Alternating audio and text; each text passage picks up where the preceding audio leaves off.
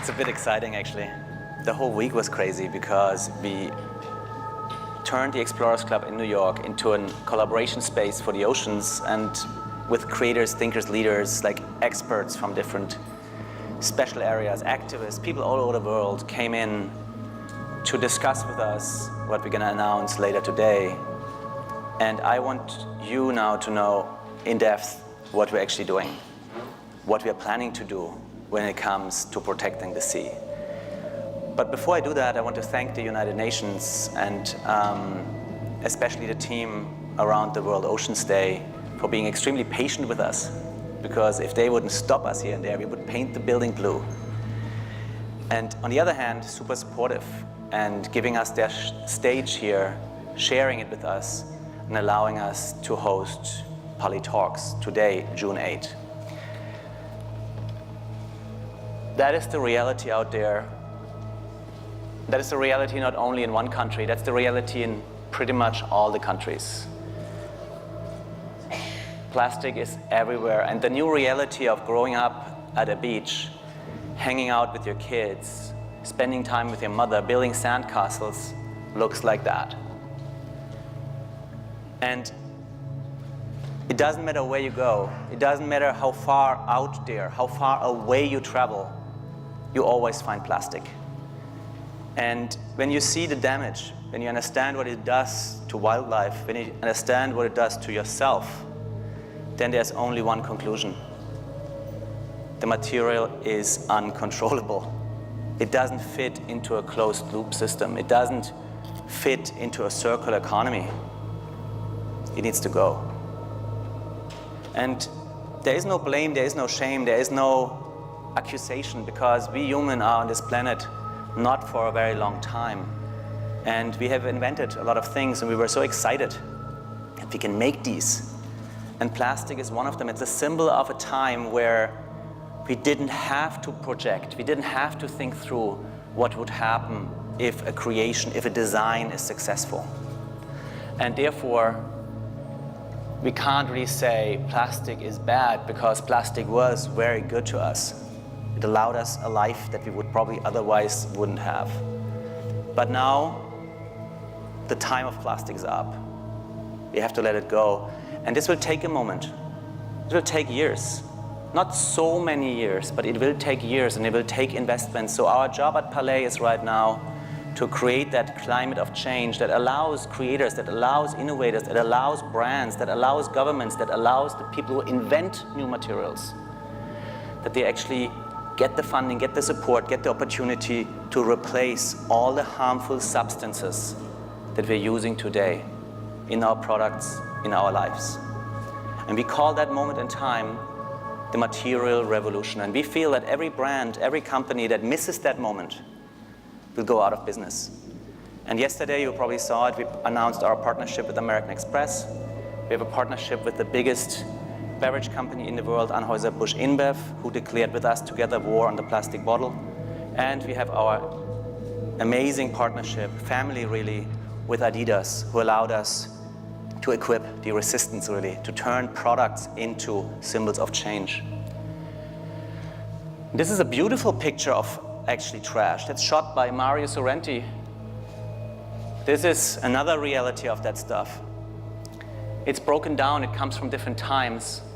And these pieces that you saw, that you see on that screen, most likely they have been in stomachs of birds and fish over and over again, because they're traveling the world like zombies, like plastic zombies really, leaving behind a trail of destruction, wandering around without any purpose, because often these items lose their purpose after minutes.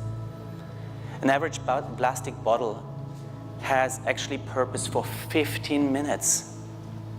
And you see people tossing them because they felt that, oh my God, the plastic bottle is dirty, I'm gonna take a new one. This material is still out there. That means we cannot just ignore it and say, oh, we're inventing new materials and we're moving on, because we toxicated this planet with its debris. Right now, our focus is, or was, and that was the idea at the beginning, we said, we have to make it extremely lucrative. We have to make it more lucrative, a better business to remove that stuff from areas where nobody would normally care, to get it away from nature, get it away from natural habitats, just get it out of the system and make it extremely lucrative and profitable to do so.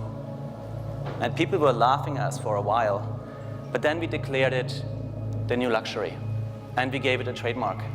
And we said, purpose is the new luxury. So now ocean plastic became the definition of marine plastic pollution, but back then when we started, they called it marine litter. Nobody wanted to touch it. Nobody thought recycling would be okay. It's like ugly, ick. But it all starts in our head. We have to accept that it's not per se the value of a material that defines its true value and its meaning. It's what we actually put into retrieving it or making it. It's our intentions. Value today is created by the people who make the product, who actually get the raw materials. The act of removing a piece of plastic off a beach creates the value for that trash that we're turning into premium material. And today, after Adidas sold 1 million pairs of shoes last year, 5 million shoes this year for even a higher price. The day where we, together with a beer brand like Corona, created eyewear and selling it for $300 with our collaboration partner Net-a-Porter. And people are buying it. A tree hugger and a beer brand making a luxury product. That is weird. That means there is something in that material that makes people wake up and gives them a good feeling, because an item made with that material actually is a perfect conversational piece. It shows my intention, it shows my mindset, so I attract others, like-minded people. But it also shows that I'm part of a movement.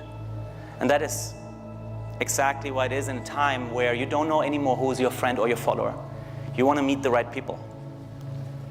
So AIR is what gives and anchors ocean plastic.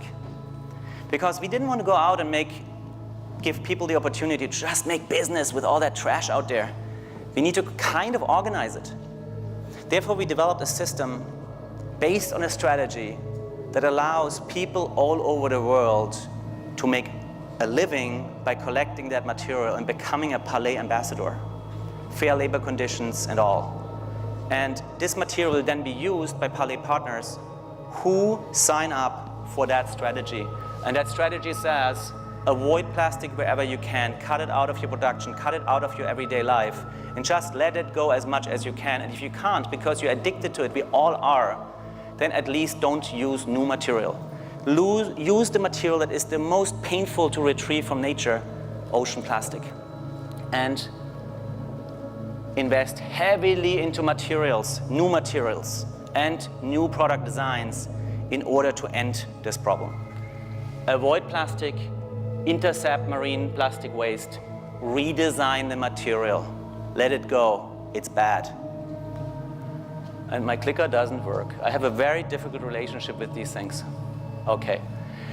The sales, so by using that material, we're turning products into symbols of change, and they fund our program. They fund education. They fund education not only of kids out there, but also you, ourselves, everybody, on what actually a future could look like and what steps need to be done. So that is a very big part. Then interception, yes, get out there, go underwater, encourage others who have new technologies to intercept debris, knowing that cleanups won't solve the issue. But they're the best thing we can do right now, and the stuff needs to get out of nature anyway. So interception is a big one.